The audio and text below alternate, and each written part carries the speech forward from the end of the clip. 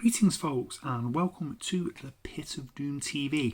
I'm your host, the Learned Rob, although some people don't think I'm very learned. Yes, I'm checking out my beard here. I like to stroke it, don't know why. But anyway, today I'm going to be doing a review of this, Hell Night.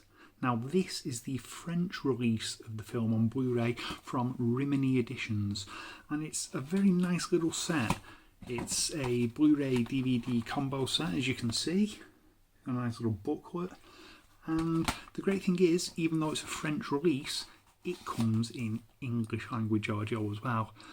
Now I'll get the easy bit out of the way first. Let's talk about the actual set. As you can see, I've just shown you the packaging. It's a lovely little cardboard digipack. Now, like most Blu-ray releases, the size of this is actually the same size as a DVD case, more or less. It's about the same size as you can see here, which doesn't stick out a bit on the shelf, but it's still a great little piece of kit.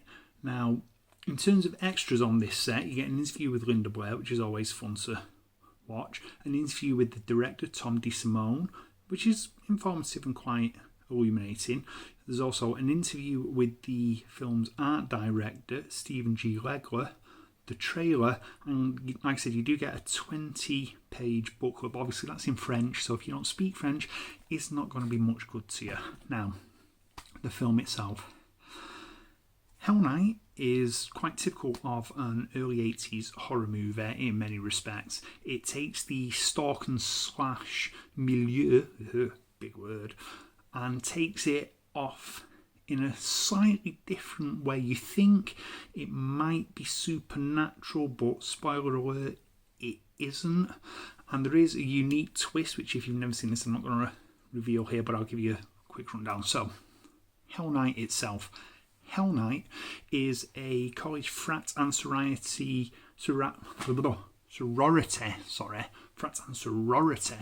initiation night, where the new pledges have to do something sort of outrageous to prove that they belong in the frat or the sorority.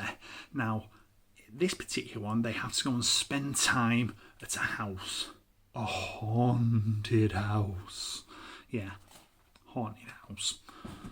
Anyway, rumour has it at this house, a number of years previously, the family had gathered and there was a malformed son, and they were all killed apart from this malformed son. However, the police didn't find all the bodies. There was one body missing, and it's believed that the malformed son still resides somewhere within the house, but they just couldn't find him at the time. Well, this is a story that obviously has been told by these fraternities and sororities for a number of years to do these initiation rites, but this year they find out the hard way that it's true.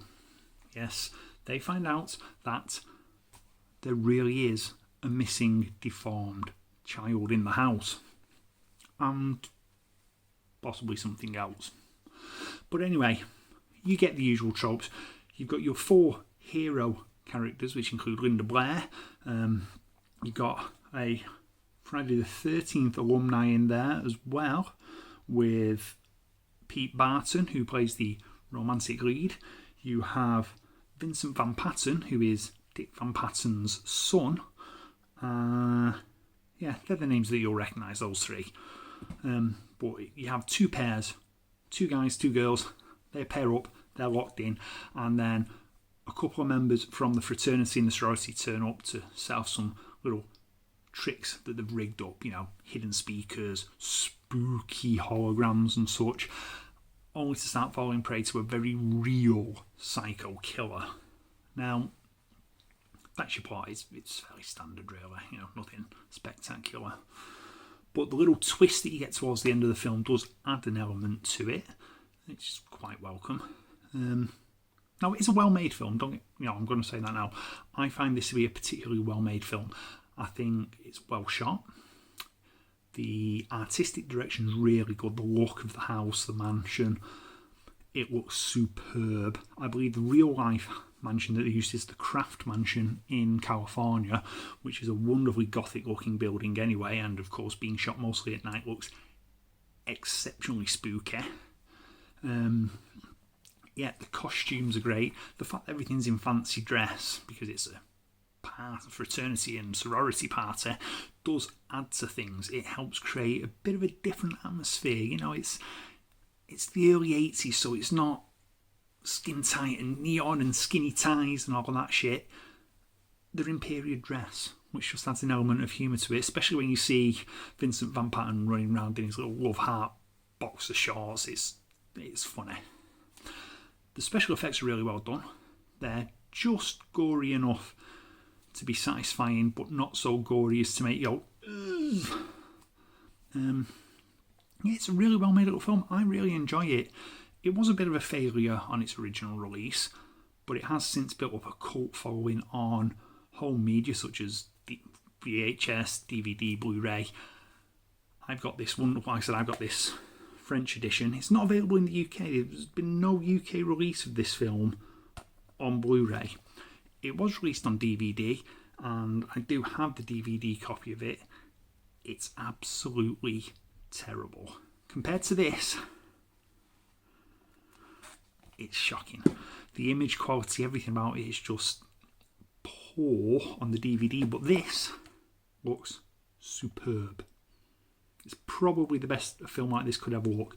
Yeah, there's a bit of grain, but you know, it's a low budget film shot predominantly at night. A lot of dark footage. It's always difficult to eliminate grain when you're on a low budget, especially shooting at night and in dark locations. But it's not distractingly grainy like some films. It looks filmic, suitably filmic, shall we say. You know, if you can get this Blu-ray set, it's easily available on Amazon.co.uk. Price does tend to vary. I think I paid about just over a tenner for it, but it does seem to fluctuate between about £10 and £20. It's, even at its highest price, it's significantly cheaper than the US Scream Factory release, which you'll often see for £30 to £50, depending on exchange rates and how cheeky the seller feels that they can be with it. I would recommend getting it, especially if you've only got that really shoddy British DVD release from a few years back. Yeah, this is a quality release, and it gets total thumbs up from me. Now, if you've enjoyed looking at my weird ass ugly face and my odd voice, and you like this video, do hit the like and subscribe buttons. I am going to be doing more of these alongside more trailer trash videos, and I will see you all soon. So this is Rob saying, so long.